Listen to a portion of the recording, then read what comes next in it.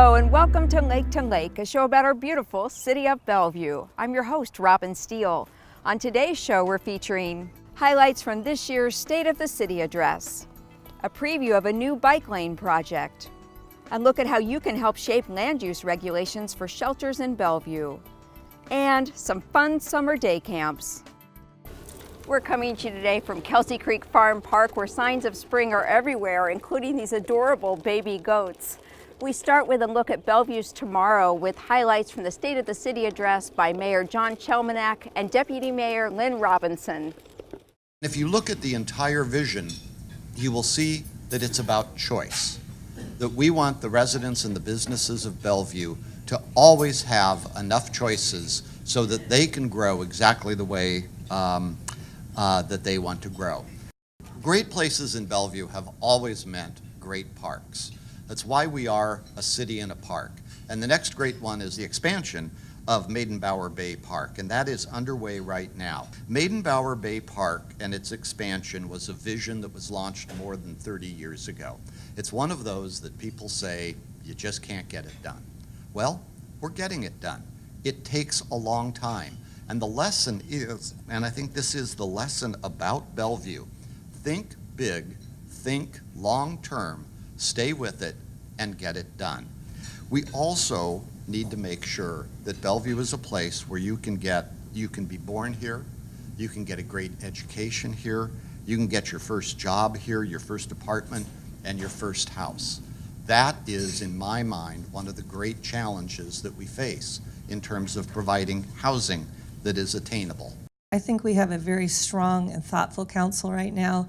We have people that represent the tech industry, engineering, business, legal, and healthcare, all working together to make good decisions for the city. We have an excellent city manager and staff, and I'm really confident that we're going to be able to achieve the goals that we've set out for us. And thanking the mayor and deputy mayor. Next, transportation engineer Chris Iverson previews some upcoming bike improvements along 108th Avenue. Hi, I'm Chris Iverson with a quick update on a new project. Later this spring, the city will be installing its first bikeway through the entirety of downtown. It'll be here on 108th Avenue, and it'll go from Main Street all the way up to Northeast 12th Street. New separated and striped bike lanes will be installed here along with green paint, flex posts, temporary curbs, and planter boxes that will improve the cycling experience. Some shared lane markings, or sharrows, will be added through a couple tight spots. Because it's the first of its kind in Bellevue, this bikeway is being installed as a demonstration project.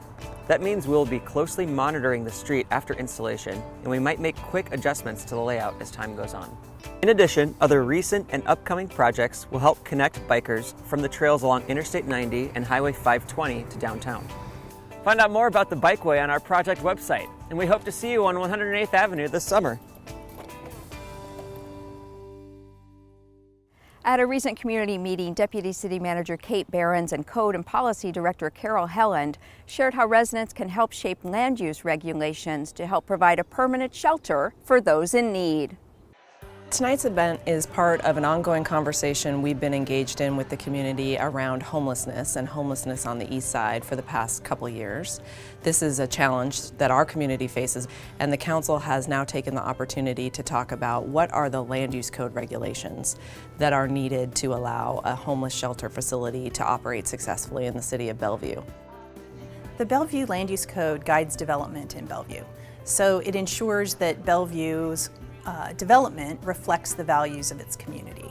So the council's goals are to develop a land use code amendment before the August recess. They've directed staff to bring back an update that affects the sections of the code that would address shelter uses. Staff is working very hard to listen to the public, to develop a land use code amendment for council consideration. It's important for people to stay engaged in the process because the council's goal is really to find a set of regulations that will allow a shelter to operate successfully in the community. And we need the community to help us define what that success looks like. We need to hear from people what their concerns are, and we need to be able to explain what tools we have through the land use code that can help meet those concerns. Tonight's event was really geared towards educating the public. So we had a number of stations and boards where people could learn about feedback we'd received, research we have done, how that research was folded into the draft land use code amendment. It was also geared to provide opportunities for people to give us additional feedback around specific topics that we expect to address in the land use code.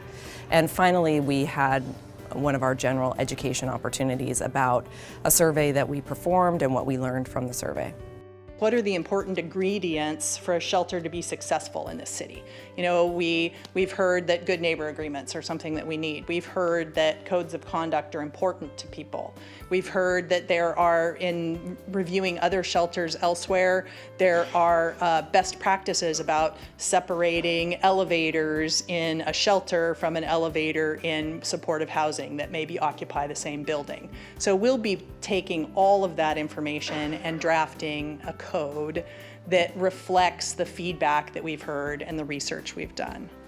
We really see this as a two-way conversation and education opportunity. So number one, what we want people to get out of this workshop is an understanding of how we've taken the feedback we've heard already and incorporated that into the regulations. So we want people to know we have heard them and what we've done with that already, so that from there people know how to engage with the council on the next step of the process. The process matters because we all want Bellevue to be a great place to be. Robust participation in a code amendment process helps us ensure that our code that guides development reflects the values of the community. Residents can stay engaged in the process through a number of mechanisms. We have on our website all of this information. There's a web page around homelessness, and under that page you can find information about the land use code amendment process.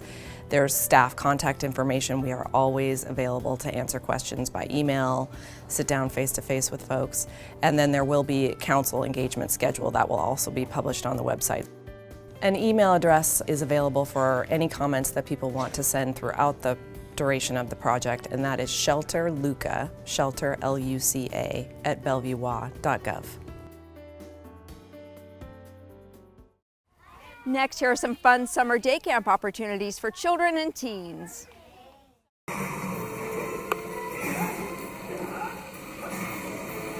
Are you looking for summer fun? Try one of Bellevue's really fun day camps. There are lots of fun camps.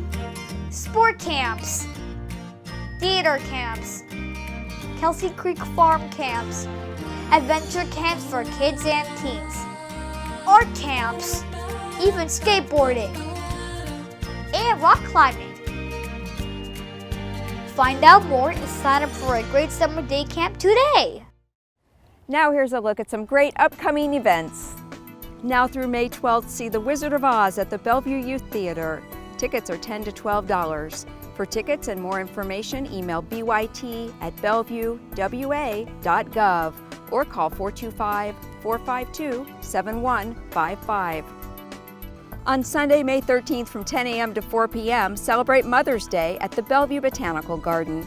Bring your favorite mom to enjoy live music, crafts, ballroom dancing, demonstrations, and more. The event is free. For more information, visit bellevuebotanical.org/events or call 425-452-2750. On Saturday, June 9th from 9 a.m. to 1 p.m., participate in the 7th annual Lake to Lake Bike Ride. Riders can choose between two different routes, a mostly flat 8-mile loop that's great for families or less experienced cyclists, and a more challenging 22-mile lake loop route. The event is open to riders of all ages and abilities, and proceeds benefit the City of Bellevue Youth Camp Scholarship Fund. Tickets are $15 to $20. For more information, visit parks.bellevuewa.gov, email bikeride@bellevuewa.gov, or call 425-452-6885. On Wednesday, May 30th from 6:30 to 8 p.m., Bellevue YouthLink will present the Community Leadership Awards at Bellevue City Hall. The awards will recognize outstanding community service by Bellevue youth, kindergarten through 12th grade. The event is free, but space is limited. To RSVP and for more information, call 425-452-5254 or visit youthlink.com.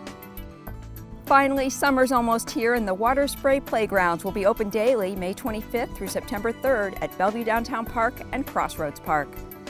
Both playgrounds offer interactive water play features for all ages to enjoy. For more information, visit parks.bellevuewa.gov or call 425-452-6885.